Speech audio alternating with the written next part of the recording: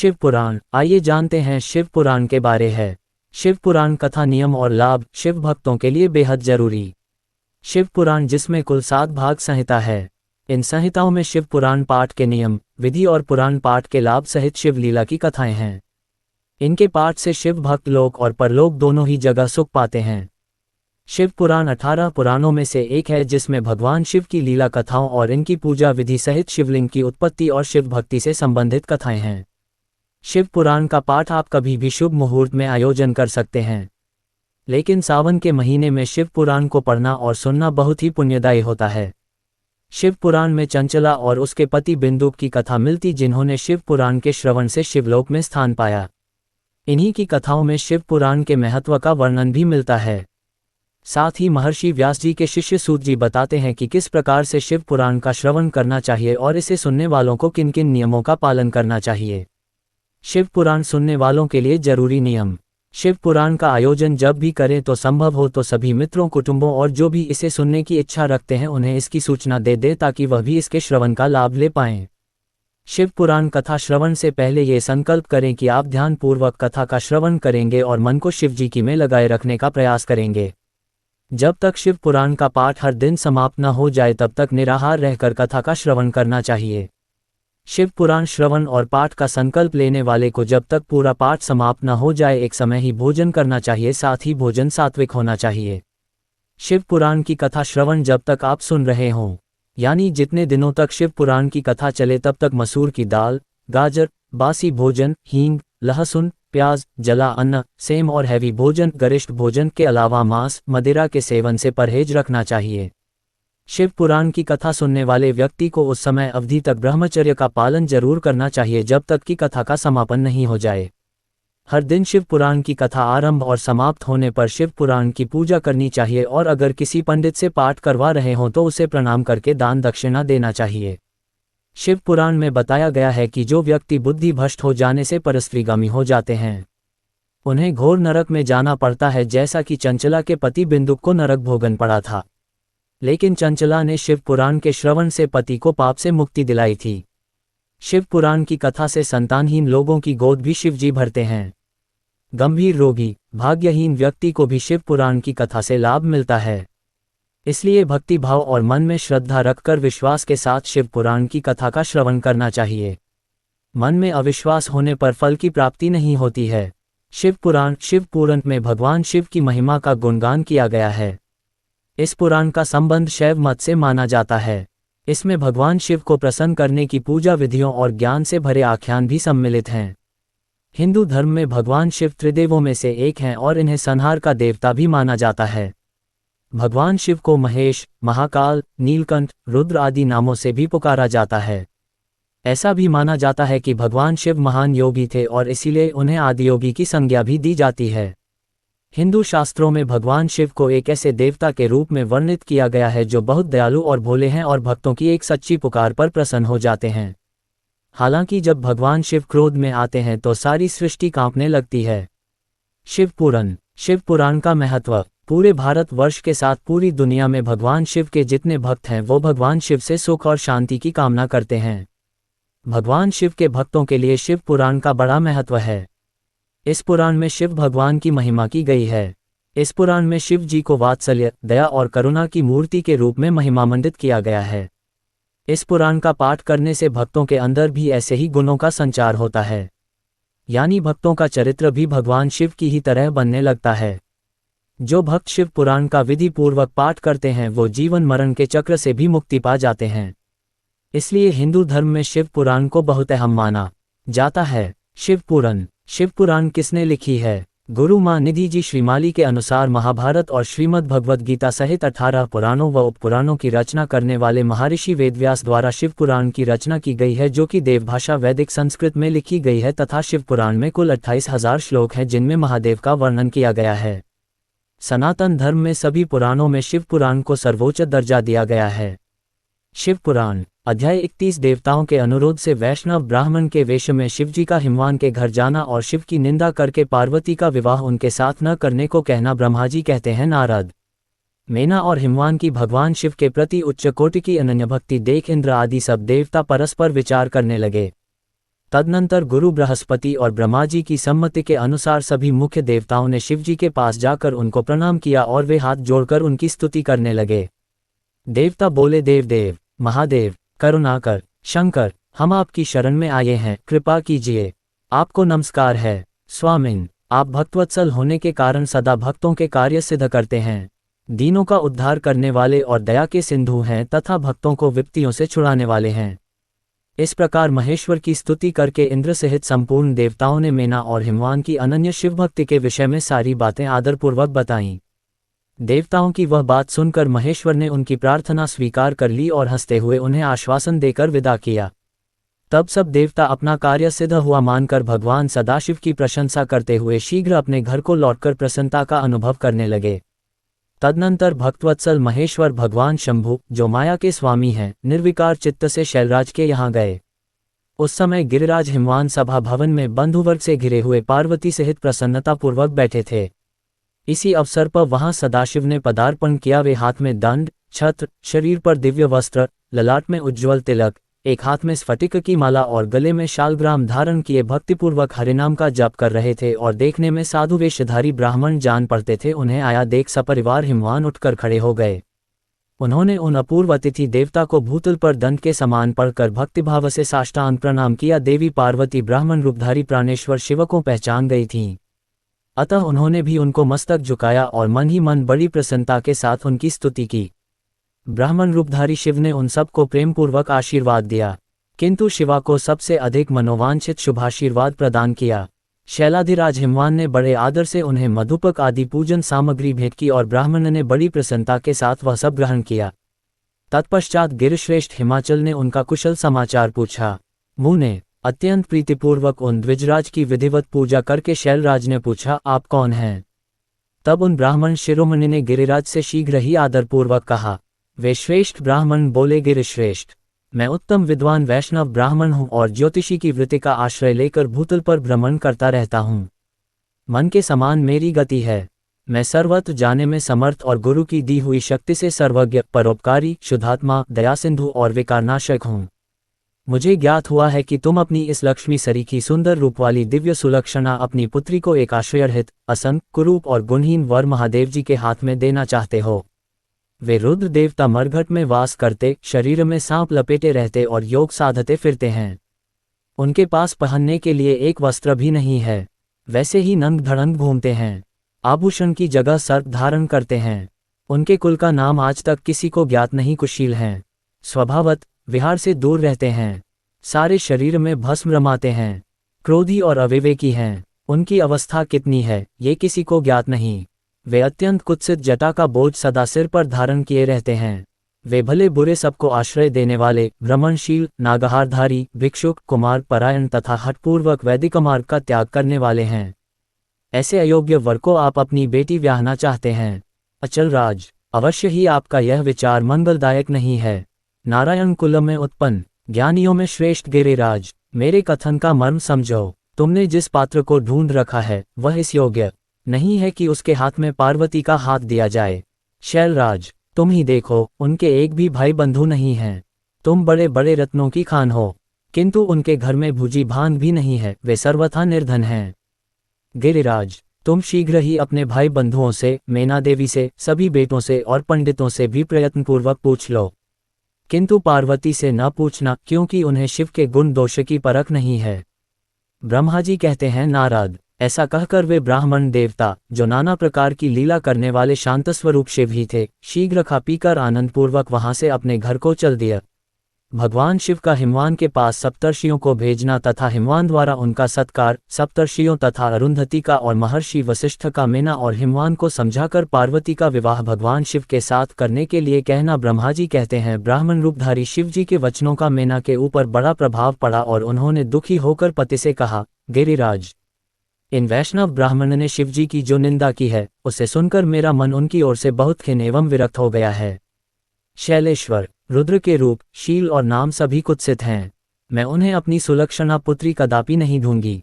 यदि आप मेरी बात नहीं मानेंगे तो मैं निस्संदेह मर जाऊंगी, अभी इस घर को छोड़ दूंगी अथवा विष खा लूंगी। पार्वती के गले में फांसी लगाकर गहन वन में चली जाऊंगी अथवा उसे महासागर में डुबो दूंगी, परंतु अपनी बेटी को रुद्र के गले नहीं मरंगी। ऐसा कहकर मेना तुरंत कोप भवन में चली गईं और अपने हार को फेंककर रोती हुई धरती पर लौट गईं। इधर भगवान शिव को इस बात का पता लगा, तब उन्होंने अरुंधति सहित सप्तर्षियों को बुलाया तथा मेना के पास जाकर उन्हें समझाने की आज्ञा दी। शिवजी का आदेश प्राप्त कर भगवान शिव को नमस्कार करके वे दिव्य ऋषि आकाशमार्ग से उस स्थान को चल दिए जहां हिमवान की नगरी थी। उस दिव्यपुरी को देखकर उन सप्तर्षियों को बड़ा विस्मय हुआ। वे हिमाचलपुरी की परस्पर प्रशंसा करते हुए सब ऐश्वर्यों से भरे पूरे हिमवान के घर जा पहुंचे। उन सूर्यतुल्य तेजस्वी सातों ऋषियों को दूर से आकाश के रास्ते आते देख हिमवान को बड़ा विस्मय हुआ। वे बोले, ये 7 सूर्यतुल्य तेजस्वी मुनि मेरे पास आ रहे हैं। मुझे प्रयत्नपूर्वक इस समय इनकी पूजा करनी चाहिए। सबको सुख देने वाले हम गृहस्थ लोग धन्य हैं, जिनके घर पर ऐसे महात्मा पदार्पण किया करते हैं। ब्रह्मा जी कहते हैं, इसी समय वे मुनि आकाश से उतरकर पृथ्वी पर खड़े हो गए। उन्हें सामने देख हिमवान बड़े आदर के साथ आगे बढ़े और हाथ जोड़ मस्तक झुकाकर उन सप्तर्षियों को प्रणाम करने के पश्चात उन्होंने बड़े सम्मान के साथ उन सब की पूजा की तथा उन्हें आगे करके कहा, मेरा गृहाश्रम आज धन्य हो गया। यूं कहकर उन्हें बैठने के लिए भक्तिपूर्वक आसन ला कर दिया। जब वे आसनों पर बैठ गए तब उनकी आज्ञा लेकर हिमवान भी बैठे और वहां उन ज्योतिर्मय महर्षियों से इस प्रकार बोले। हिमवानु ने कहा, आज मैं धन्य हूँ, कृतकृत्य हूँ। मेरा जीवन सफल हो गया। मैं लोक में बहुत से तीर्थों की भांति दर्शनीय बन गया, क्योंकि आप जैसे विष्णुरूपी महात्मा मेरे घर पधारे हैं। आप लोग पूर्ण काम हैं। हम दीनों के घरों में आपका क्या काम हो सकता है? तथापि मुझ सेवक के योग्य यदि कोई कार्य है तो कृपापूर्वक उसे अवश्य कहें। उसे पूर्ण करने से मेरा जीवन सफल हो जाएगा। ऋषि बोले, शैलराज, भगवान शिव को जगत का पिता कहा गया है और शिवा जगन्माता मानी गई हैं।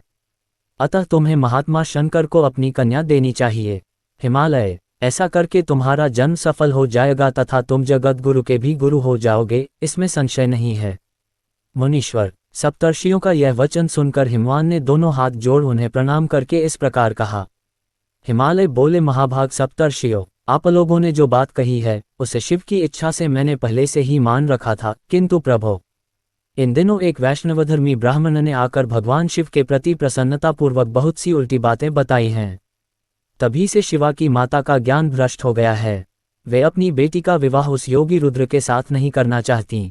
ब्राह्मणों, वे बड़ा भारी हट करके मैले कपड़े पहन कोप भवन में चली गई हैं और समझाने पर भी समझ नहीं रही हैं। मैं भी उस वैष्णव ब्राह्मण की बात सुनकर ज्ञान भ्रष्ट हो गया हूँ। आपसे सच कहता हूँ, भिक्षुक रूपधारी महेश्वर को बेटी देने की मेरी भी अब इच्छा नहीं है। ब्रह्मा जी कहते हैं, नारद, मुनियों के बीच में बैठे हुए शैलराज शिव की माया से मोहित हो उपर्युक्त बात कहकर चुप हो रहे। तब उन सभी सप्तर्षियों ने शिव की माया की प्रशंसा करके मेनका के पास अरुंधति को भेजा। पति की आज्ञा पाकर ज्ञानदायिनी अरुंधति देवी तुरंत उस घर में गईं जहां मेना और पार्वती थीं। जाकर उन्होंने देखा मेना शोक से आकुल होकर पृथ्वी पर पड़ी हैं। तब उन साध्वी देवी ने बड़ी सावधानी के साथ मधुर एवं हितकर बात कही। अरुंधति बोली, साध्वी रानी मेनके, उठो, मैं अरुंधति तुम्हारे घर में आई हूं तथा दयालु सप्तर्षि भी पधारे हैं। अरुंधति का स्वर सुनकर मेनका शीघ्र उठ गई और लक्ष्मी जैसी तेजस्विनी उन पतिव्रता देवी के चरणों में मस्तक रखकर बोली। मेना ने कहा, अहो, हम पुण्यजन्मा जीवों को आज ये किस पुण्य का फल प्राप्त हुआ है कि हमारे इस घर में जगत स्रष्टा ब्रह्मा जी की पुत्रवधू और महर्षि वशिष्ठ की पत्नी पधारी हैं। देवी, आप किस लिए आई हैं, यह मुझे बताइए। मैं और मेरी पुत्री आपकी दासी के समान हैं। आप हम पर कृपा कीजिए। मेनका के ऐसा कहने पर साध्वी अरुंधति ने उनको बहुत अच्छी तरह समझाया बुझाया और उन्हें साथ ले वे प्रसन्नतापूर्वक उस स्थान पर आईं जहां वे सप्तर्षि विद्यमान थे। सप्तर्षिगण बातचीत में बड़े निपुण थे। उन सब ने भगवान शिव के युगल चरणारविंदों का स्मरण करके शैलराज को समझाना आरंभ किया। ऋषि बोले, शैलेंद्र, हमारा शुभकारक वचन सुनो। तुम पार्वती का विवाह शिव के साथ कर दो और संहारकर्ता रुद्र के श्वशुर हो जाओ। शंभु सर्वेश्वर हैं, वे किसी से याचना नहीं करते। स्वयं ब्रह्मा जी ने तारकासुर के विनाश के लिए एक वीर पुत्र उत्पन्न करने के उद्देश्य को लेकर भगवान शिव से ये प्रार्थना की है कि वे विवाह कर लें। भगवान शंकर तो योगियों के शिरोमणि हैं, वे विवाह के लिए उत्सुक नहीं हैं। केवल ब्रह्मा जी की प्रार्थना से ही वे महादेव तुम्हारी कन्या का पाणी ग्रहण करेंगे। तुम्हारी पुत्री ने जब तपस्या की थी उस समय उसके सामने उन्होंने उससे विवाह की प्रतिज्ञा कर ली थी। इन्हीं 2 कारणों से वे योगीराज शिव विवाह करेंगे। ऋषियों की यह बात सुनकर हिमालय हंस पड़े और कुछ भयभीत हो विनयपूर्वक बोले। हिमालय ने कहा, मैं शिव के पास कोई राजोचित सामग्री नहीं देखता हूँ। उनका न कोई घर है, न ऐश्वर्य है और न कोई स्वजन या बंधु बांधव ही है। मैं अत्यंत निर्लिप्त योगी को अपनी बेटी देना नहीं चाहता। आप लोग वेद विधाता ब्रह्मा जी के पुत्र हैं, अतः अपना निश्चित विचार कहिए। जो पिता काम से, मोह से, भय से अथवा लोभ से किसी अयोग्य वर के हाथ में अपनी कन्या दे देता है, वह मरने के बाद नरक में जाता है। अतः मैं स्वेच्छा से भगवान शूलपाणि को अपनी कन्या नहीं ढूंढूंगा। इसलिए महर्षियों, जो उचित विधान हो उसे आप लोग कीजिए। मुनीश्वर नारद। हिमाचल के इस वचन को सुनकर बातचीत करने में निपुण महर्षि वशिष्ठ ने उनसे यूं कहा। वशिष्ठ बोले, शैलेश्वर, मेरी बात सुनो। ये सर्वथा तुम्हारे लिए हितकारक, धर्म के अनुकूल, सत्य तथा इहलोक और परलोक में सुखदायक है।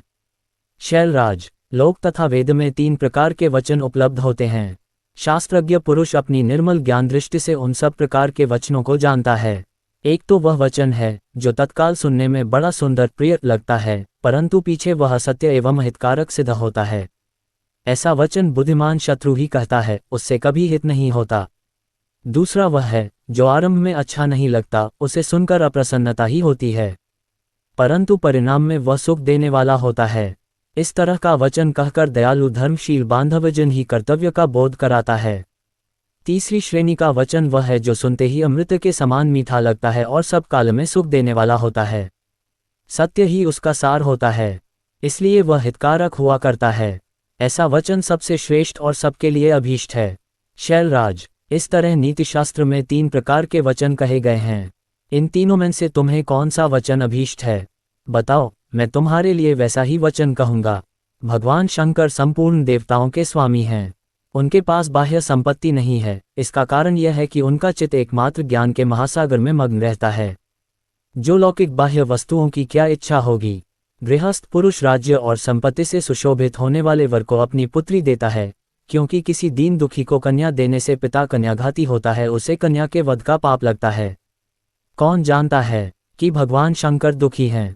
कुबेर जिनके किंकर हैं, जो अपनी भ्रूभन की लीला मात्र से संसार की सृष्टि और संहार करने में समर्थ हैं, जिन्हें गुणातीत परमात्मा और प्रकृति से परे परमेश्वर कहा गया है, सृष्टि, पालन और संहार करने वाली जिनकी त्रिविध मूर्ति ही ब्रह्मा, विष्णु और हर नाम धारण करती है, उन्हें कौन निर्धन अथवा दुखी कह सकता है?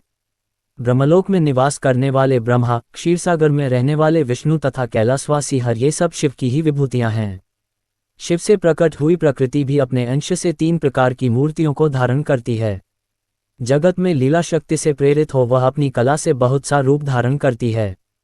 समस्त वाग्मय की अधिष्ठात्री देवी वाणी उनके मुख से प्रकट हुई हैं और सर्वसंपत् स्वरूपिणी लक्ष्मी वक्ष स्थल से आविर्भूत हुई हैं तथा शिवा ने देवताओं के एकत्र हुए तेज से अपने को प्रकट किया था और संपूर्ण दानवों का वध करके देवताओं को स्वर्ग की लक्ष्मी प्रदान की थी। देवी शिवा कल्पांतर में दक्ष पत्नी के उदर से जन्म ले सती नाम से प्रसिद्ध हुई और हर को उन्होंने पति के रूप में प्राप्त किया। तुम्हें महान आनंद प्राप्त होगा। शैलेंद्र, यदि तुम स्वेच्छा से अपनी बेटी शिवा को शिव के हाथ में नहीं दोगे तो भावी के बल से ही इन दोनों का विवाह हो जाएगा। तात, भगवान शंकर ने तपस्या में लगी हुई पार्वती को ऐसा ही वर दिया है। ईश्वर की हुई प्रतिज्ञा कभी पलट नहीं सकती। गिरिराज, ईश्वर के वश में रहने वाले समस्त साधु पुरुषों की भी प्रतिज्ञा का संसार में किसी के द्वारा उल्लंघन होना कठिन है। फिर साक्षात ईश्वर की प्रतिज्ञा के लिए तो कहना ही क्या है। सप्तर्षियों के समझाने तथा मेरु आदि के कहने से पत्नी सहित हिमवान का शिव के साथ अपनी पुत्री के विवाह का निश्चय करना तथा सप्तर्षियों का शिव के पास जा उन्हें सब बात ताकर अपने मको जाना ब्रह्मा जी कहते हैं नारद। तदनंतर वशिष्ठ ने प्राचीन काल में राजा अनरण्य के द्वारा अपनी कन्या पद्मा का पिप्पलाद के साथ विवाह करने की तथा धर्म के वरदान से पिप्पलाद के तरुण अवस्था, रूप, गुण, सदा स्थिर रहने वाले यौवन, कुबेर और इंद्र से भी बढ़कर धन, ऐश्वर्य, भक्ति, सिद्धि एवं समता प्राप्त करने की तथा पद्मा के स्थिर यौवन, सौभाग्य, संपत्ति एवं भर्ता के द्वारा परम गुणवान 10 पुत्रों के प्राप्त करने की कथा सुनाकर कहा, शैलेंद्र, तुम मेरे कथन के सार तत्व को समझकर अपनी पुत्री पार्वती का हाथ महादेव जी के हाथ में दे दो और मेना सहित तुम्हारे मन में जो कुरोष है उसे त्याग दो।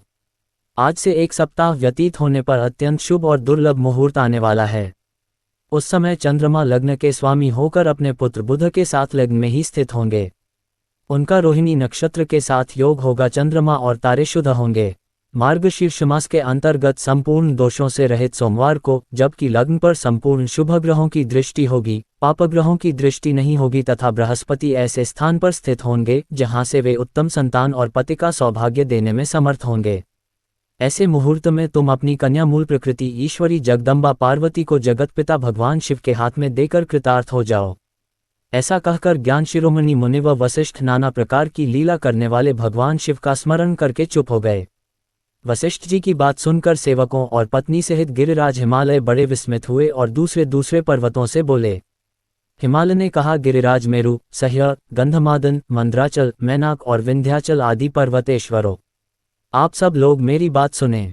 वशिष्ठ जी ऐसी बात कह रहे हैं, अब मुझे क्या करना चाहिए, इस बात का विचार करना है। आप लोग अपने मन से सब बातों का निर्णय करके जैसा ठीक समझें वैसा करें। हिमाचल की यह बात सुनकर सुमेरु आदि पर्वत भलीभांति निर्णय करके उनसे प्रसन्नतापूर्वक बोले। पर्वतों ने कहा, महाभाग, इस समय विचार करने से क्या लाभ, जैसा ऋषि लोग कहते हैं उसके अनुसार ही कार्य करना चाहिए। वास्तव में ये कन्या देवताओं का कार्य सिद्ध करने के लिए ही उत्पन्न हुई है। इसने शिव के लिए ही अवतार लिया है, इसलिए ये शिव को ही दी जानी चाहिए। यदि इसने रुद्रदेव की आराधना की है और रुद्र ने आकर इसके साथ वार्तालाप किया है तो इसका विवाह उन्हीं के साथ होना चाहिए। ब्रह्मा जी कहते हैं, नारद, उन मेरु आदि पर्वतों की यह बात सुनकर हिमाचल बड़े प्रसन्न हुए और गिरिजा भी मन ही मन हंसने लगी। अरुंधति ने भी अनेक कारण बताकर, नाना प्रकार की बातें सुनाकर और विविध प्रकार के इतिहासों का वर्णन करके मैना देवी को समझाया। तब शैलपत्नी मेनका सभी कुछ समझ गईं और प्रसन्नचित हो उन्होंने मुनियों को, अरुंधति जी को और हिमाचल को भी भोजन कराकर स्वयं भोजन किया। तदनंतर ज्ञानी गिरिश्रेष्ठ हिमाचल ने उन मुनियों की भलीभांति सेवा की। उनका मन प्रसन्न और सारा भ्रम दूर हो गया था। उन्होंने हाथ जोड़ प्रसन्नतापूर्वक उन महर्षियों से कहा। हिमालय बोले, महाभाग सप्तर्षियों, आप लोग मेरी बात सुने, मेरा सारा संदेह दूर हो गया। मैंने शिव पार्वती के चरित्र सुन लिए। अब मेरा शरीर, मेरी पत्नी मेना, मेरे पुत्र पुत्री, रिद्धि सिद्धि तथा अन्य सारी वस्तुएं भगवान शिव की ही हैं, दूसरे किसी की नहीं। ब्रह्मा जी कहते हैं, नारद, ऐसा कहकर हिमाचल ने अपनी पुत्री की ओर आदर पूर्वक देखा और उसे वस्त्राभूषणों से विभूषित करके ऋषियों की गोद में बिठा दिया। तत्पश्चात वे शैलराज पुनः प्रसन्न हो उन ऋषियों से बोले, ये भगवान रुद्र का भाग है, इसे मैं उन्हीं को दूंगा, ऐसा निश्चय कर लिया है। ऋषि बोले, गिरिराज, भगवान शंकर तुम्हारे याचक हैं, तुम स्वयं उनके दाता हो और पार्वती देवी भिक्षा हैं। इससे उत्तम और क्या हो सकता है। हिमाचल, तुम समस्त पर्वतों के राजा, सबसे श्रेष्ठ और धन्य हो, अतः तुम्हारे शिखरों की सामान्य गति है, तुम्हारे सभी शिखर सामान्य रूप से पवित्र एवं श्रेष्ठ हैं। ब्रह्मा जी कहते हैं, नारद, ऐसा कहकर निर्मल अंत करण वाले उन मुनियों ने गिरिराज कुमारी पार्वती को हाथ से छूकर आशीर्वाद देते हुए कहा, शिवे, तुम भगवान शिव के लिए सुखदायिनी हो, तुम्हारा कल्याण होगा। जैसे शुक्ल पक्ष में चंद्रमा बढ़ते हैं, उसी प्रकार तुम्हारे गुणों की वृद्धि हो। ऐसा कहकर सब मुनियों ने गिरिराज को प्रसन्नतापूर्वक फल फूल दे विवाह के पक्के होने का दृढ़ विश्वास कर लिया। उस समय परम सती सुमुखी अरुंधति ने प्रसन्नतापूर्वक भगवान शिव के गुणों का बखान करके मेना को लुभा लिया। तदनंतर गिरिराज हिमवान ने परम उत्तम मांगलिक लोकाचार का आश्रय ले हल्दी और कुकुम से अपनी दाढ़ी मूछ का मार्जन किया। तत्पश्चात चौथे दिन उत्तम लग्न का निश्चय करके परस्पर संतोष दे वे सप्तर्षि भगवान शिव के पास चले गए। वहां जाकर शिव को नमस्कार और विविध सूक्तियों से उनका स्तवन करके वे वशिष्ठ आदि सब मुनि परमेश्वर शिव से बोले। ऋषियों ने कहा, देवदेव, महादेव, परमेश्वर, महाप्रभु, आप प्रेमपूर्वक हमारी बात सुने। आपके इन सेवकों ने जो कार्य किया है उसे जान लें। महेश्वर, हमने नाना प्रकार के सुंदर वचन और इतिहास सुनाकर गिरिराज और मेना को समझा दिया है। गिरिराज ने आपके लिए पार्वती का वाग्दान कर दिया है, अब इसमें कोई अनुनच नहीं है। अब आप अपने पार्षदों तथा देवताओं के साथ उनके यहाँ विवाह के लिए जाइए। महादेव, प्रभु, अब शीघ्र हिमाचल के घर पधारिए और वेदोक्त रीति के अनुसार पार्वती का अपने लिए पानी ग्रहण कीजिए।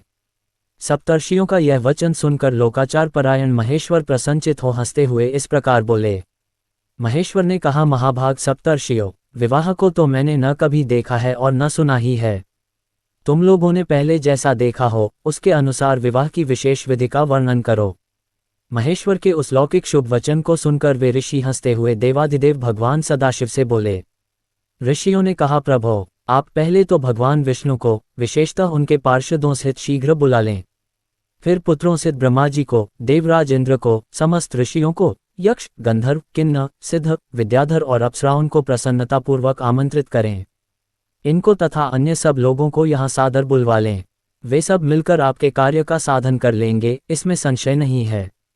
ब्रह्मा जी कहते हैं, नारद। ऐसा कहकर वे सातों ऋषि उनकी आज्ञा ले भगवान शंकर की स्थिति का वर्णन करते हुए वहां से प्रसन्नतापूर्वक अपने धाम को चले गए। भगवान शिव के पास लगन पत्रिका भेजना, विवाह के लिए आवश्यक सामान जुटाना, मंगलाचार का आरंभ करना, उनका निमंत्रण पाकर पर्वतों और नदियों का दिव्य रूप में आना, पुरी की सजावट तथा विश्वकर्मा द्वारा दिव्य मंडप एवं देवताओं के निवास के लिए दिव्यलोकों का निर्माण करवाना। नारद जी ने पूछा, तात प्रभो, आप कृपापूर्वक ये बताइए कि सप्तर्षियों के चले जाने पर हिमाचल ने क्या किया। महाप्राज्ञ ब्रह्मा जी ने कहा, मुनीश्वर, अरुंधति सहित उन सप्तर्षियों के चले जाने पर हिमवान ने जो कार्य किया वह तुम्हें बता रहा हूँ। सप्तर्षियों के जाने के बाद अपने मेरु आदि भाई बंधुओं को आमंत्रित करके पुत्र और पत्नी सहित महामनस्वी गिरिराज हिमवान बड़े हर्ष का अनुभव करने लगे। तदनंतर ऋषियों की आज्ञा के अनुसार हिमवान ने अपने पुरोहित गर्ग जी से बड़ी प्रसन्नता के साथ लग्न पत्रिका लिखवाई। उस पत्रिका को उन्होंने भगवान शिव के पास भेजा।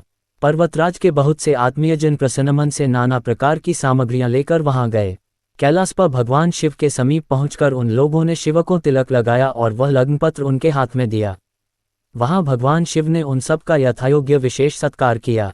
फिर वे सब लोग प्रसन्नचित हो शैलराज के पास लौट आए।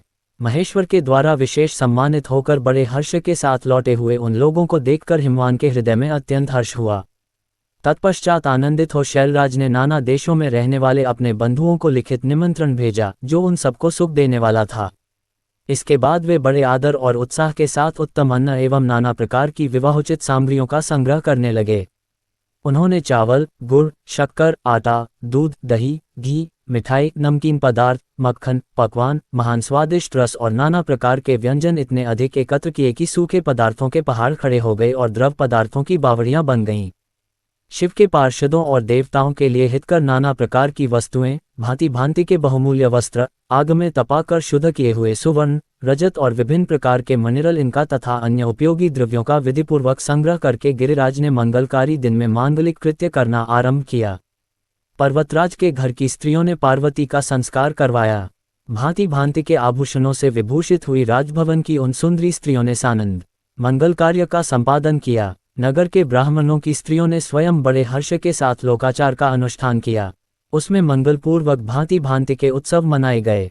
हर्ष भरे हृदय से उत्तम मंगलाचार का संपादन करके हिमालय भी सर्वतोभावेन बड़े प्रसन्न हुए और अपने निर्मंत्रित बंधुजनों के आगमन की उत्सुकतापूर्वक प्रतीक्षा करने लगे।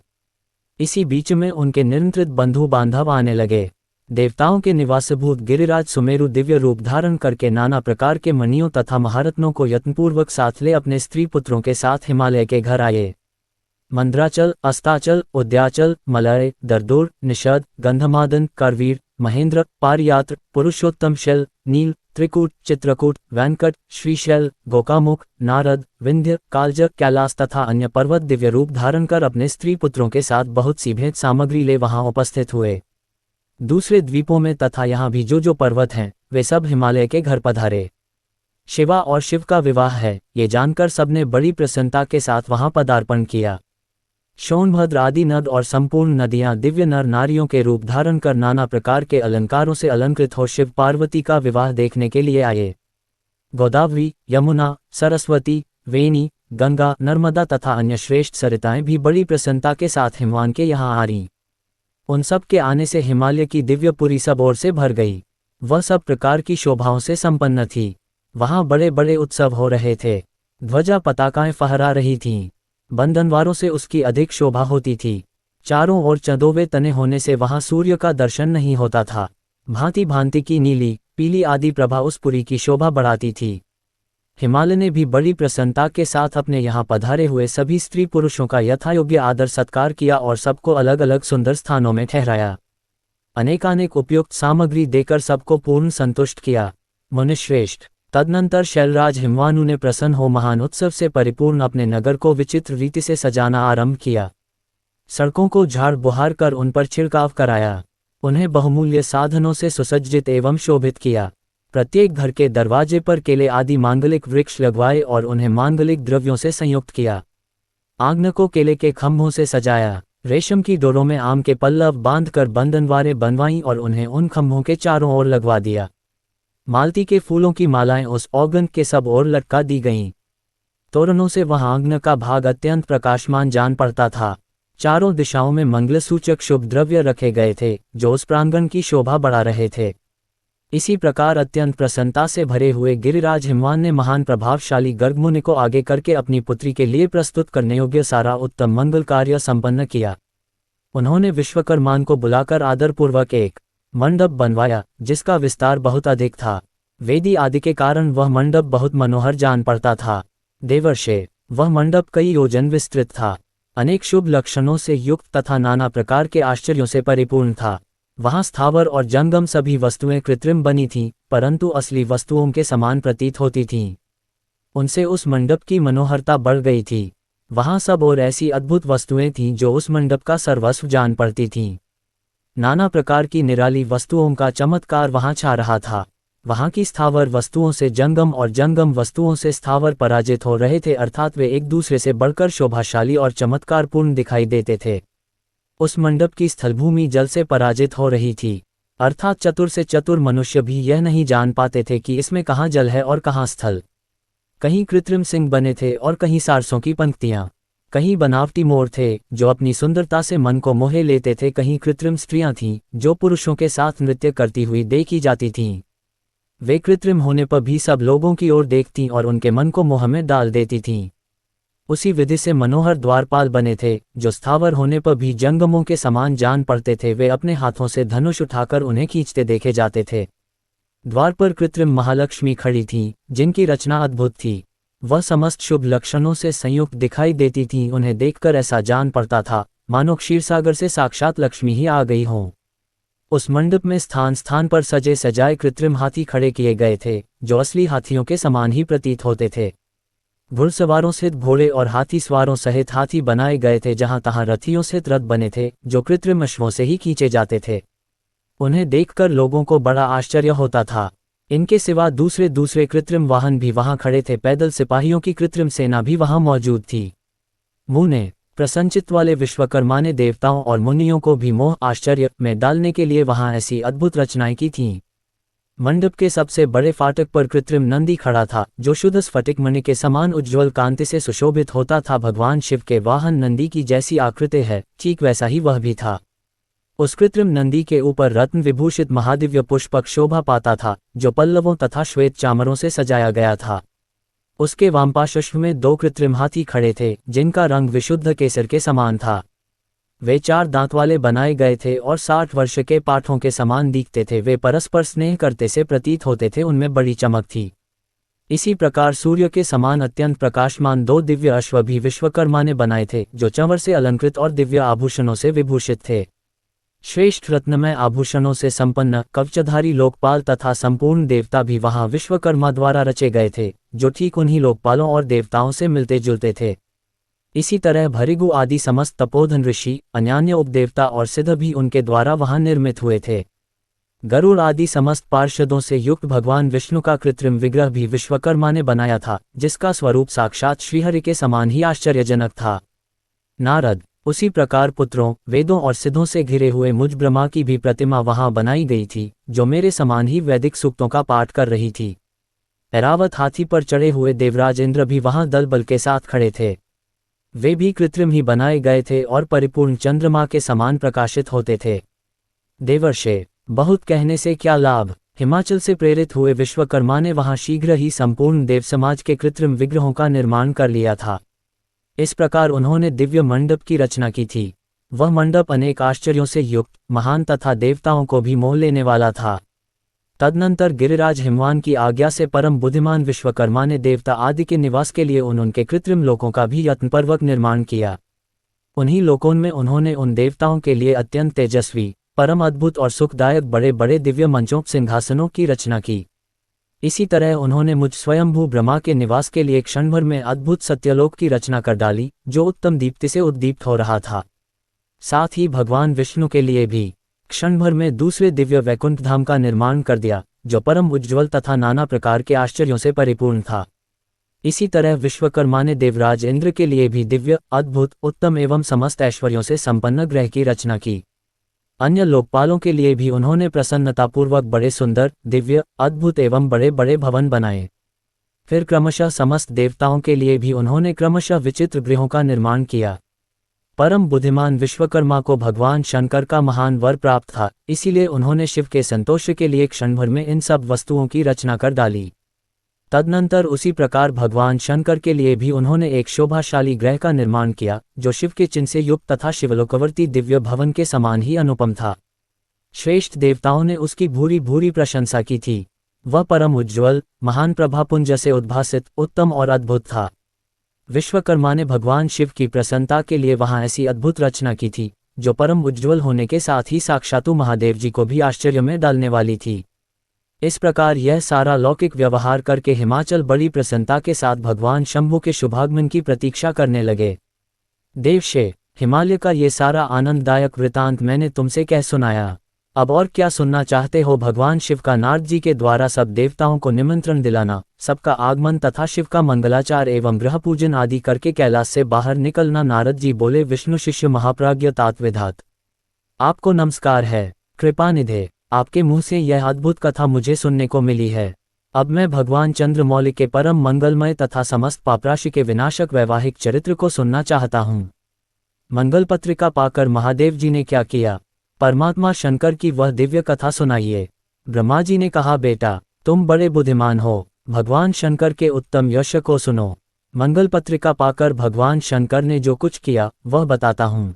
भगवान शिव उस मंगल पत्रिका को प्रसन्नतापूर्वक हाथ में लेकर हृदय में बड़े हर्ष का अनुभव करते हुए हंसने लगे।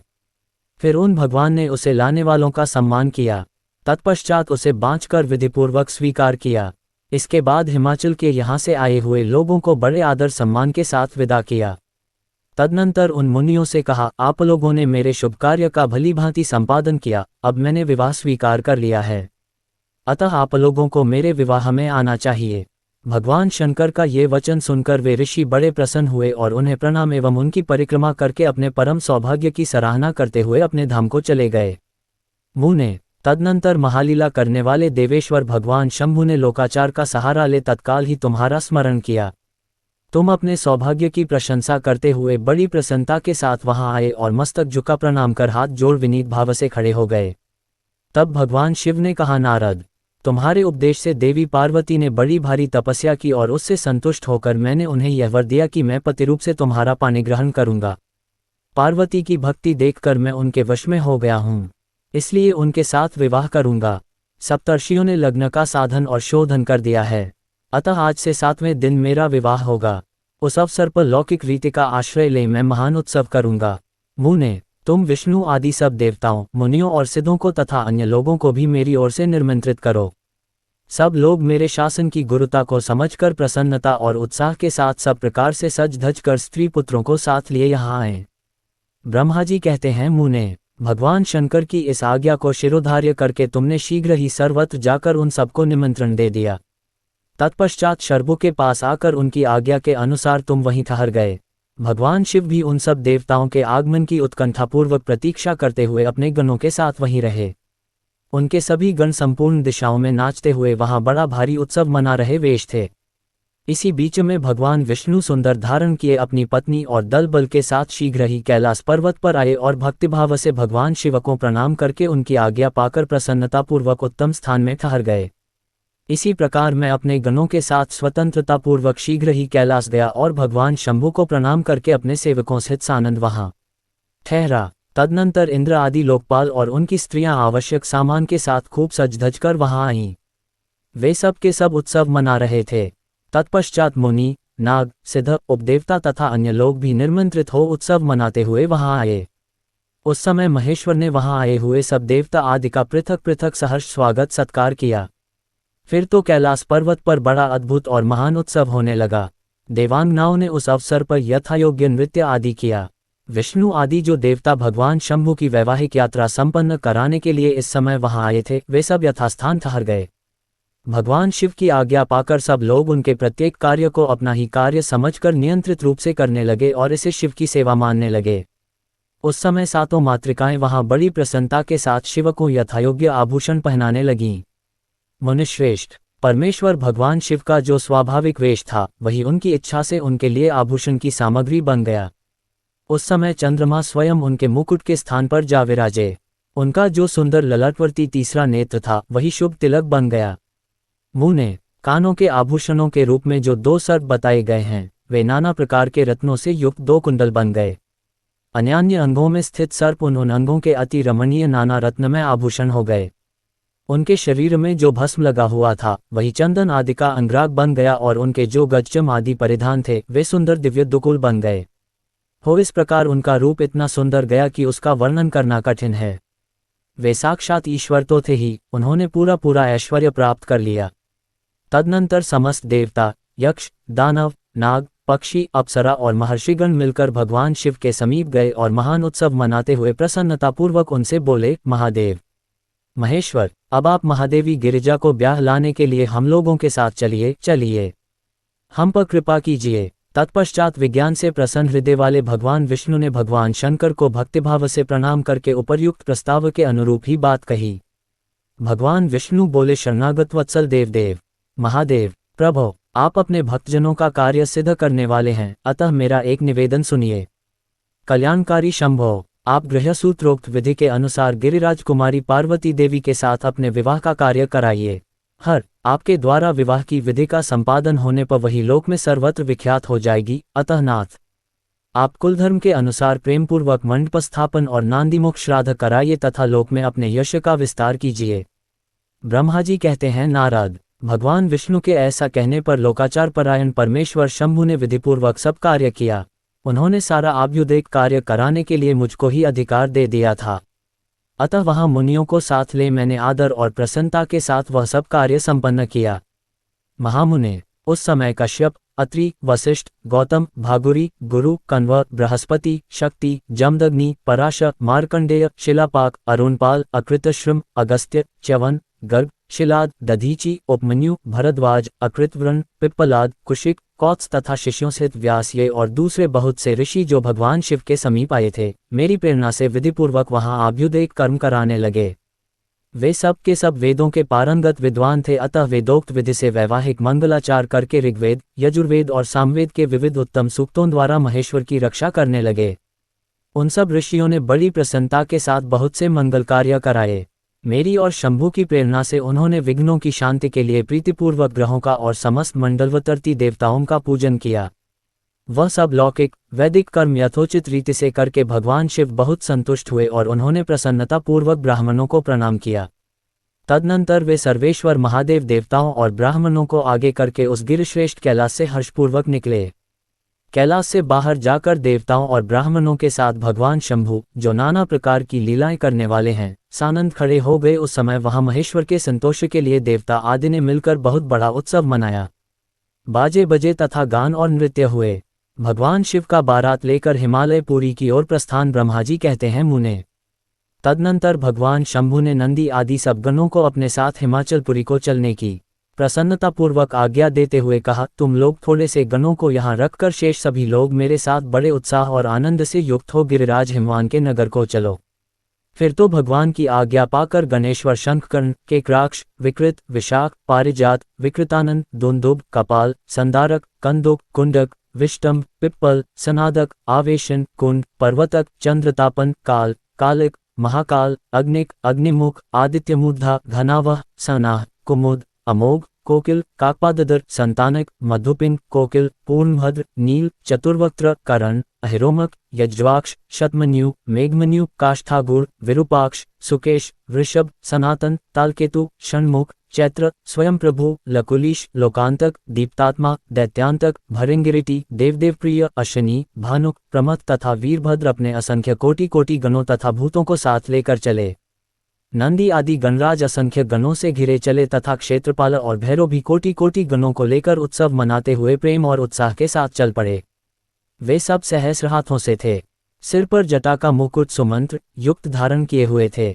उन सब के मस्तक पर चंद्रमा और गले में नील चिन्ह थे तथा वे सब के सब त्रिनेत्रधारी थे।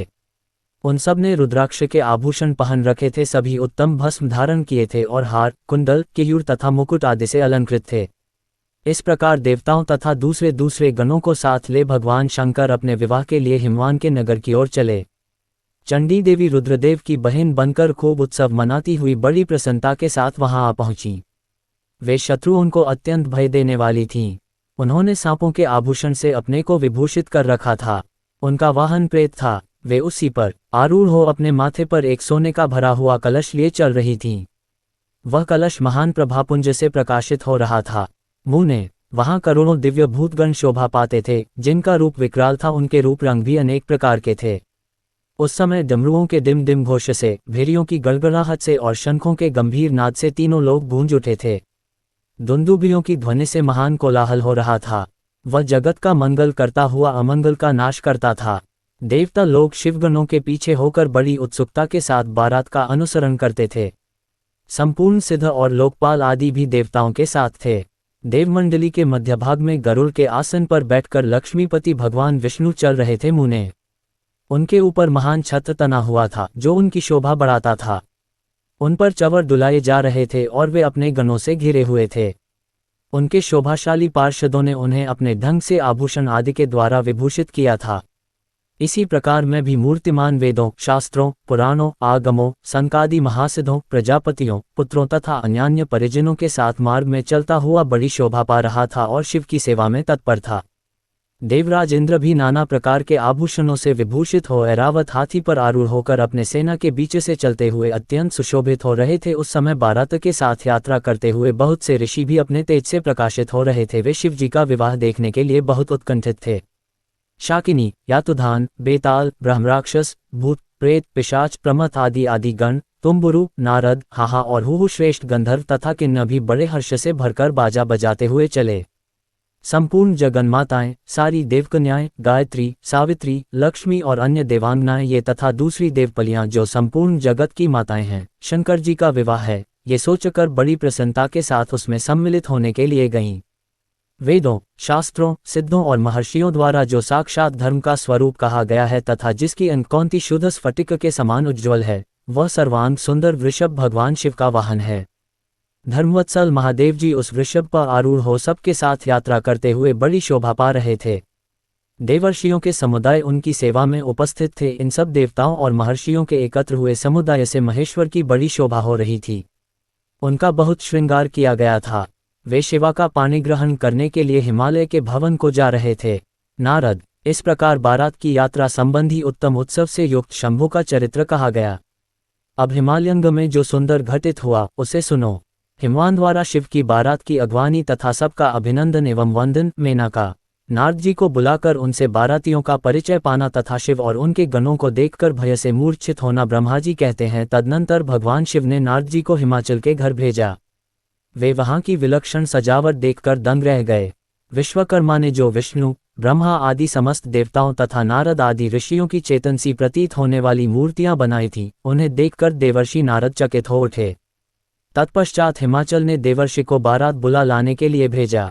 साथ ही उस बारात की अगवानी के लिए मैनाक आदि पर्वत भी गए। तदनंतर विष्णु आदि देवताओं तथा आनंदित हुए अपने गणों के साथ भगवान शिव हिमालयंगर के समीप सानंदा पहुंचे। गिरिराज हिमवान ने जब ये सुना कि सर्वव्यापी शंकर मेरे नगर के निकट आ पहुंचे हैं, तब उन्हें बड़ी प्रसन्नता हुई। तदनंतर उन्होंने बहुत सा सामान एकत्र करके पर्वतों और ब्राह्मणों को महादेव जी के साथ वार्तालाप करने के लिए भेजा।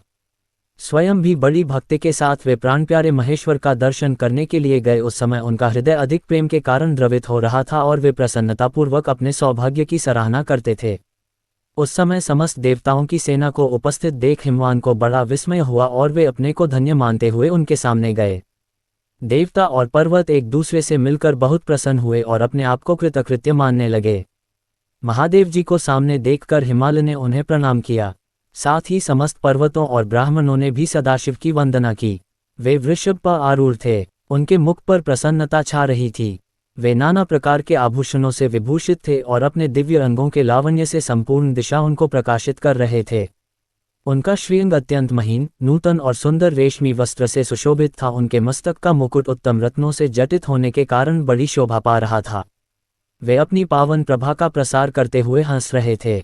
उनका प्रत्येक अंग भूषण बने हुए सर्पों से युक्त था तथा उनकी अनकौंती बड़ी अद्भुत दिखाई देती थी। दिव्य कांति से संपन्न उन महेश्वर की सुरेश्वर गण हाथ में चंवर लिए सेवा कर रहे थे।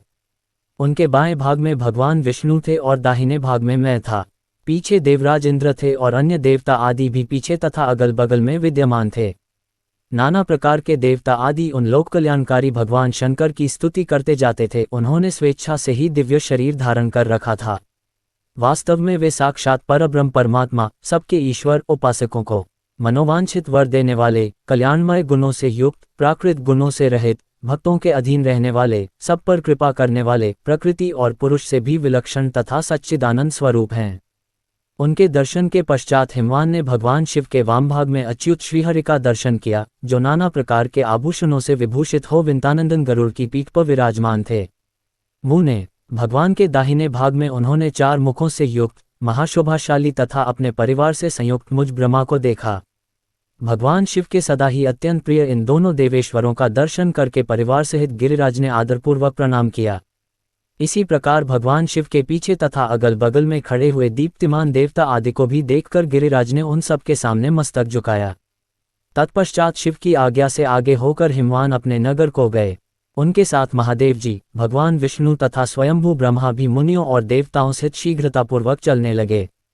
मुने उस अवसर पर मैना के मन में भगवान शिव के दर्शन की इच्छा हुई, इसलिए उन्होंने तुमको बुलवाया। उस समय भगवान शिव से प्रेरित होकर उनका हार्दिक अभिप्राय पूर्ण करने की इच्छा से तुम वहां गए।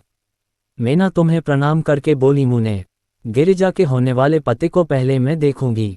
शिव का कैसा रूप है, जिनके लिए मेरी बेटी ने ऐसी उत्कृष्ट तपस्या की है। तात उस समय भगवान शिव भी मैना के भीतर के अहंकार को जानकर श्री विष्णु और मुझसे अद्भुत लीला करते हुए बोले। शिव ने कहा, तात आप दोनों मेरी आज्ञा से देवताओं सहित अलग अलग होकर गिरिराज के द्वार पर चलिए, हम पीछे से आएंगे। ये सुनकर भगवान श्रीहरि ने सब देवताओं को वैसा करने के लिए बुलाकर कहा। शिव के चिंतन में तत्पर रहने वाले समस्त देवताओं ने शीघ्र वैसी ही व्यवस्था करके उत्सुकतापूर्वक वहां से पृथक पृथक यात्रा की। मुने मैना अपने मकान के सबसे ऊपरी भवन में तुम्हारे साथ खड़ी थीं। उस समय भगवान विश्वेश्वर ने अपने को ऐसी वेशभूषा में दिखाया जिससे मैना के हृदय को ठेस पहुंचे। सबसे पहले बारात के जुलूस में विविध वाहनों पर विराजित खूब सजे धजे बाजे गाजे के साथ पताकाएं फहराते हुए वसु आदि गंधर्व आए, फिर मणिग्रीवादी यक्ष, तदनंतर क्रम से यमराज, निरति, वरुण, वायु, कुबेर, ईशान, देवराज इंद्र, चंद्रमा, सूर्य, भृगु आदि मुनीश्वर तथा ब्रह्मा आए। ये सब उत्तरोत्तर एक से एक विशेष सुंदर शोभा में रूप गुण से संपन्न थे। इनमें से प्रत्येक दल के स्वामी को देखकर मैना पूछती थी कि क्या यही शिव हैं? नारद जी कहते, ये तो शिव के सेवक हैं।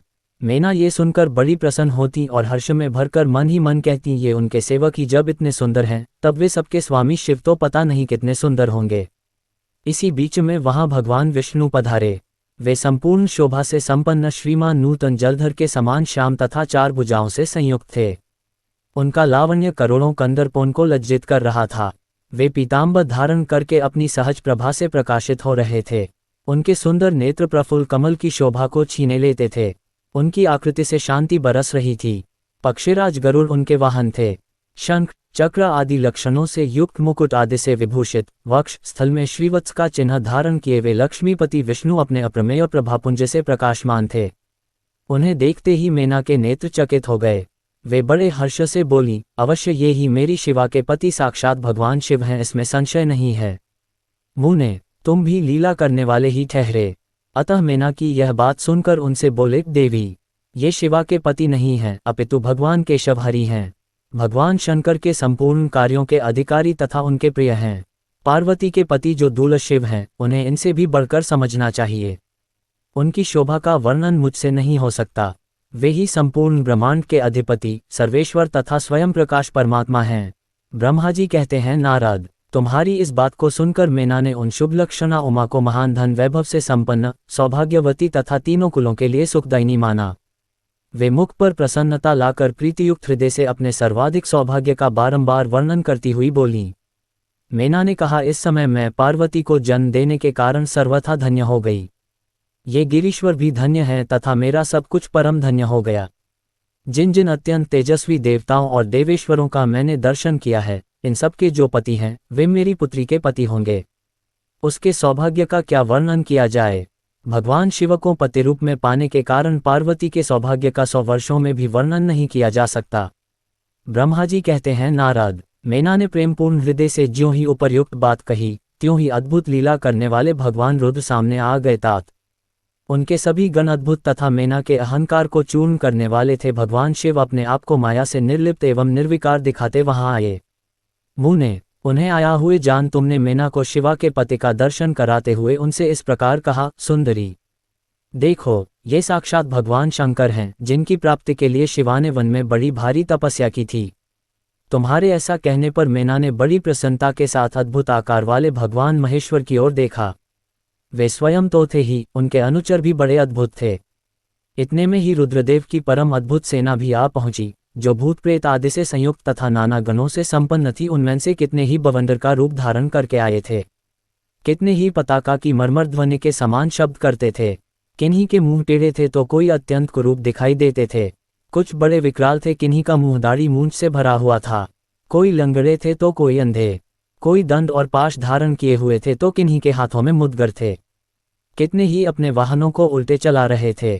कोई सींग, कोई डमरू और कोई गोमुख बजाते थे। गणों में से कितने के तो मुंह ही नहीं थे।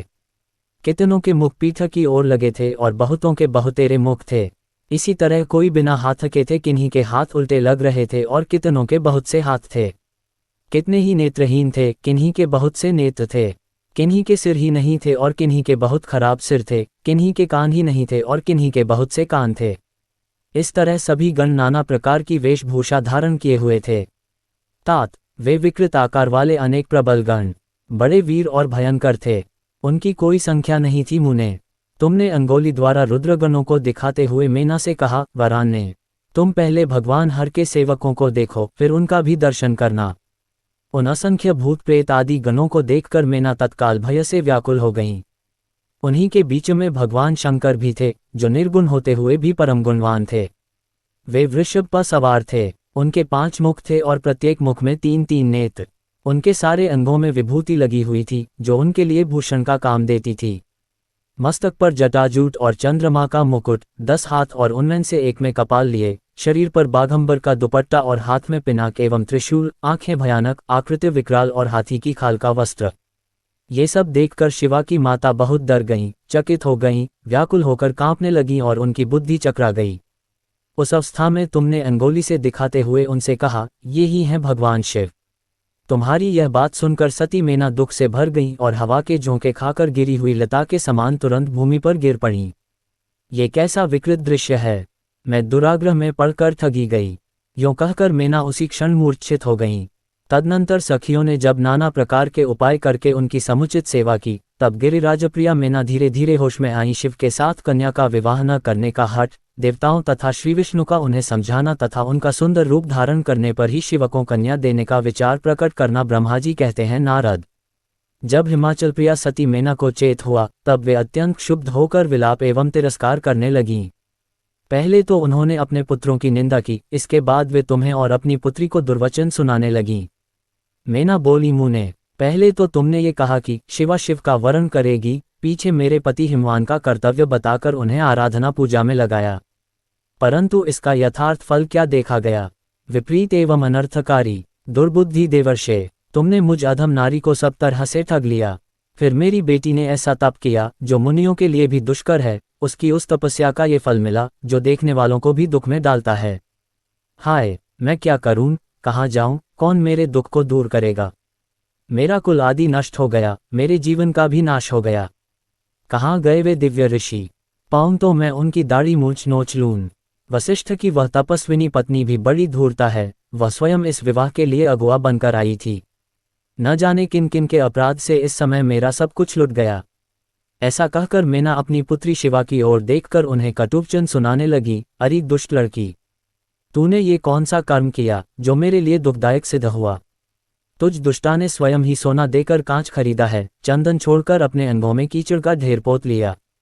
हाय हाय, हंस को उड़ाकर तूने पिंजड़े में कौवा पाल लिया, गंगाजल को दूर फेंककर कुएं का जल पिया, प्रकाश पाने की इच्छा से सूर्य को छोड़कर यत्नपूर्वक जुगनू को पकड़ा, चावल छोड़कर भूसी खा ली, घी फेंककर मोम के तेल का आदरपूर्वक भोग लगाया, सिंह का आश्रय छोड़कर सियार का सेवन किया, ब्रह्मविद्या छोड़कर कुत्सित गाथा का श्रवण किया।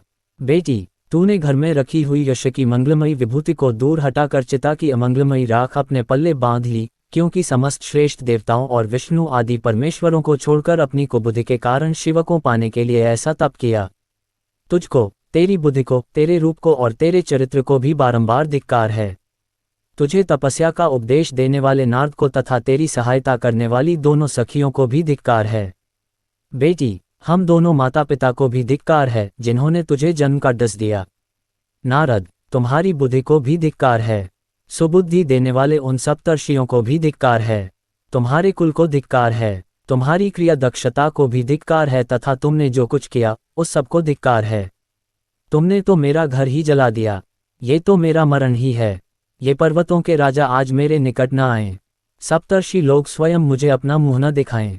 इन सब ने मिलकर क्या साधा, मेरे कुल का नाश करा दिया।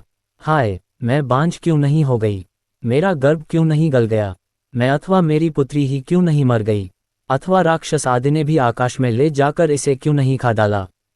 पार्वती, आज मैं तेरा सिर काट डालूंगी, परंतु ये शरीर के टुकड़े लेकर क्या कूंगी। हाय हाय, तुझे छोड़कर कहाँ चली जाऊं, मेरा तो जीवन ही नष्ट हो गया। ब्रह्मा जी कहते हैं, नारद, ये कहकर मेना मूर्छित हो पृथ्वी पर गिर पड़ी। शोक रोष आदि से व्याकुल होने के कारण वे पति के समीप नहीं गईं। देवर्षे, उस समय सब देवता क्रमशः उनके निकट गए। सबसे पहले मैं पहुंचा। मुनिश्रेष्ठ, मुझे देखकर तुम स्वयं मेना से बोले। नारद ने कहा, पतिव्रते, तुम्हें पता नहीं है, वास्तव में भगवान शिव का रूप बड़ा सुंदर है। उन्होंने लीला से ऐसा रूप धारण कर लिया है, यह उनका यथार्थ रूप नहीं है। इसलिए क्रोध छोड़कर स्वस्थ हो जाओ, हठ छोड़कर विवाह का कार्य करो और अपनी शिवा का हाथ शिव के हाथों में दे दो। तुम्हारी यह बात सुनकर मेना तुमसे बोली, उठो, यहाँ से दूर चले जाओ, तुम दुष्टों और अधर्मों के शिरोमणि हो। मेना के ऐसा कहने पर मेरे साथ इंद्र आदि सब देवता एवं दिपाल क्रमशः आकर यों बोले, पितरों की कन्या मेने, तुम हमारे वचनों को प्रसन्नतापूर्वक सुनो। ये शिव निश्चय ही सबसे उत्कृष्ट देवता हैं और सबको उत्तम सुख देने वाले हैं। आपकी पुत्री के अत्यंत दुस्सह तप को देखकर इन भक्तवत्सल प्रभु ने कृपापूर्वक उन्हें दर्शन और श्रेष्ठ वर दिया था। ये सुनकर मेना ने देवताओं से बारंबार अत्यंत विलाप करके कहा, शिव का रूप बड़ा भयंकर है, मैं उन्हें अपनी पुत्री नहीं दूंगी। आप सब देवता प्रपंच करके क्यों मेरी इस कन्या के उत्कृष्ट रूप को व्यर्थ करने के लिए उद्यत हैं। मुनीश्वर, उनके ऐसा कहने पर वशिष्ठ आदि सप्तर्षियों ने वहां आकर यह बात कही, पितरों की कन्या तथा गिरिराज की रानी मेने, हम लोग तुम्हारा कार्य सिद्ध करने के लिए आए हैं। जो कार्य सर्वथा उचित और उपयोगी है, उसे तुम्हारे हठ के कारण हम विपरीत कैसे मान लें। भगवान शंकर का दर्शन सबसे बड़ा लाभ है। वे दान पात्र होकर स्वयं तुम्हारे घर पधारे हैं। उनके ऐसा कहने पर भी ज्ञान दुर्बला मेना ने उनकी बात मिथ्या कर दी और रुष्ट होकर उनसे कहा, मैं शस्त्र आदि से अपनी बेटी के टुकड़े टुकड़े कर डालूंगी, परंतु उसे शंकर के हाथ में नहीं दूंगी। तुम सब लोग दूर हट जाओ, किसी को मेरे पास नहीं आना चाहिए। ऐसा कह अत्यंत विह्वल हो विलाप करके मेना चुप हो गई। मुने, वहां उनके इस बर्ताव से हाहाकार मच गया। तब हिमालय अत्यंत व्याकुल हो वहां आए और मेना को समझाने के लिए प्रेमपूर्वक तत्व दर्शाते हुए बोले। हिमालय ने कहा, प्रिय मेने, मेरी बात सुनो, तुम इतनी व्याकुल क्यों हो गई। देखो तो कौन कौन से महात्मा तुम्हारे घर पधारे हैं, तुम इनकी निंदा क्यों करती हो। भगवान शंकर को तुम भी जानती हो, किंतु नाना नामरूप वाले शंभू के विकट रूप को देखकर घबरा गई हो। मैं शंकर जी को भलीभांति जानता हूँ, वे ही सबके प्रतिपालक हैं, पूजनीयों के भी पूजनीय हैं तथा अनुग्रह एवं निग्रह करने वाले हैं, निष्पाप प्राणप्रिय। हठ न करो, मानसिक दुख छोड़ो। सुव्रते, शीघ्र उठो और सब कार्य करो। पहली बार विकट रूपधारी शंभू ने मेरे द्वार पर आकर जो नाना प्रकार की लीलाएं की थीं, मैं उनका आज तुम्हें स्मरण दिला रहा हूँ। उनके उस परम महात्म्य को देख और समझकर उस समय मैंने और तुमने उन्हें कन्या देना स्वीकार किया था। प्रिय, अपनी उस बात को प्रमाण मानकर सार्थक करो। इस बात को सुनकर शिवा की माता मेना हिमालय से बोली, नाथ, मेरी बात सुनिए और सुनकर आपको वैसा ही करना चाहिए। आप अपनी पुत्री पार्वती के गले में रस्सी बांधकर इसे बेखट के पर्वत से नीचे गिरा दीजिए, परंतु मैं इसे हर के हाथ में नहीं दूंगी। अथवा नाथ, अपनी इस बेटी को ले जाकर निर्दयतापूर्वक समुद्र में डुबा दीजिए। गिरिराज, ऐसा करके आप पूर्ण सुखी हो जाइए। स्वामिन, यदि विकट रूपधारी रुद्र को आप पुत्री दे देंगे तो मैं निश्चय ही अपना शरीर त्याग दूंगी। मीना ने जब हठपूर्वक ऐसी बात कही तब पार्वती स्वयं आकर यह रमणीय वचन बोली, माँ, तुम्हारी बुद्धि तो बड़ी शुभकारक है, इस समय विपरीत कैसे हो गई? धर्म का अवलंबन करने वाली होकर भी तुम धर्म को कैसे छोड़ रही हो? ये रुद्रदेव सबकी उत्पत्ति के कारणभूत साक्षात ईश्वर हैं, इनसे बढ़कर दूसरा कोई नहीं है। समस्त श्रुतियों में यह वर्णन है कि भगवान शंभु सुंदर रूप वाले तथा सुखद हैं। कल्याणकारी महेश्वर समस्त देवताओं के स्वामी तथा स्वयं प्रकाश हैं। इनके नाम और रूप अनेक हैं। माताजी, श्री विष्णु और ब्रह्मा आदि भी इनकी सेवा करते हैं। ये सबके अधिष्ठान हैं, कर्ता, हर्ता और स्वामी हैं। विकारों की इन तक पहुँच नहीं है। ये तीनों देवताओं के स्वामी, अविनाशी एवं सनातन हैं। इनके लिए ही सब देवता किंकर होकर तुम्हारे द्वार पर पधारे हैं और उत्सव मना रहे हैं। इससे बढ़कर सुख की बात और क्या हो सकती है? अतः यत्नपूर्वक उठो और जीवन सफल करो। मुझे शिव के हाथ में सौंप दो और अपने गृहस्थाश्रम को सार्थक करो। माँ, मुझे परमेश्वर शंकर की सेवा में दे दो। मैं स्वयं तुमसे यह बात कहती हूँ। तुम मेरी इतनी सी ही विनती मान लो। यदि तुम इनके हाथ में मुझे नहीं दोगी तो मैं दूसरे किसी वर का वरण नहीं करूंगी, क्योंकि जो सिंह का भाग है उसे दूसरों को ठगने वाला सियार कैसे पा सकता है? माँ, मैंने मन, वाणी और क्रिया द्वारा स्वयं हर का वरण किया है, हर का ही वरण किया है। अब तुम्हारी जैसी इच्छा हो वह करो। ब्रह्मा जी कहते हैं, नारद। पार्वती की यह बात सुनकर शैलेश्वर प्रिया मीना बहुत ही उत्तेजित हो गईं और पार्वती को डांटती हुई दुर्वचन कहकर रोने तथा विलाप करने लगीं। तदनंतर स्वयं मैंने तथा सनकादि सिद्धों ने भी मीना को बहुत समझाया, परंतु वे किसी की बात न मानकर सबको डांटती रहीं। इसी बीच में उनके सुदृढ़ एवं महान हठ की बात सुनकर शिवप्रिय भगवान विष्णु भी तुरंत वहां आ पहुंचे और इस प्रकार बोले। श्री विष्णु ने कहा, देवी, तुम पितरों की मानसी पुत्री एवं उन्हें बहुत ही प्यारी हो, साथ ही गिरिराज हिमालय की गुणवती पत्नी हो। इस प्रकार तुम्हारा संबंध साक्षात ब्रह्मा जी के उत्तम कुल से है। संसार में तुम्हारे सहायक भी ऐसे ही हैं। तुम धन्य हो। मैं तुमसे क्या कहूँ? तुम तो धर्म की आधारभूता हो, फिर धर्म का त्याग कैसे करती हो?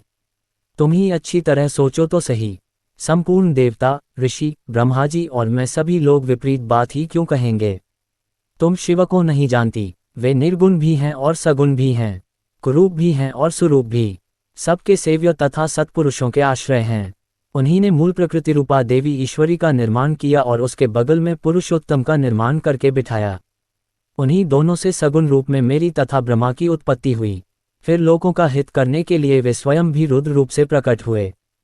तदनंतर वेद, देवता तथा स्थावर जंगम रूप से जो कुछ दिखाई देता है वह सारा जगत भी भगवान शंकर से ही उत्पन्न हुआ। उनके रूप का ठीक ठीक वर्णन अब तक कौन कर सका है, अथवा कौन उनके रूप को जानता है? मैंने और ब्रह्मा जी ने भी जिनका अंत नहीं पाया, उनका पार दूसरा कौन पा सकता है?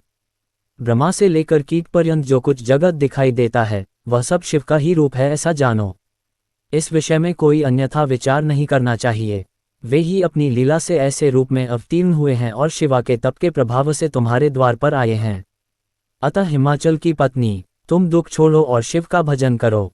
इससे तुम्हें महान आनंद प्राप्त होगा और तुम्हारा सारा क्लेश मिट जाएगा। ब्रह्मा जी कहते हैं, नारद, श्री विष्णु के द्वारा इस प्रकार समझाई जाने पर मीना का मन कुछ कोमल हुआ, परंतु शिव को कन्या न देने का हठ उन्होंने तब भी नहीं छोड़ा। शिव की माया से मोहित होने के कारण ही उन्होंने ऐसा दुराग्रह किया था। उस समय मीना ने शिव के महत्व को स्वीकार कर लिया। कुछ ज्ञान हो जाने पर उन्होंने श्रीहरि से कहा, यदि भगवान शिव सुंदर शरीर धारण कर लें तब मैं उन्हें अपनी पुत्री दे सकती हूँ, अन्यथा कोटि उपाय करने पर भी नहीं दूंगी। ये बात मैं सच्चाई और दृढ़ता के साथ कह रही हूँ। ऐसा कहकर दृढ़तापूर्वक उत्तम व्रत का पालन करने वाली मीना शिव की इच्छा से प्रेरित हो चुप हो गईं। धन्य है शिव की माया, जो सबको मोह में डाल देती है।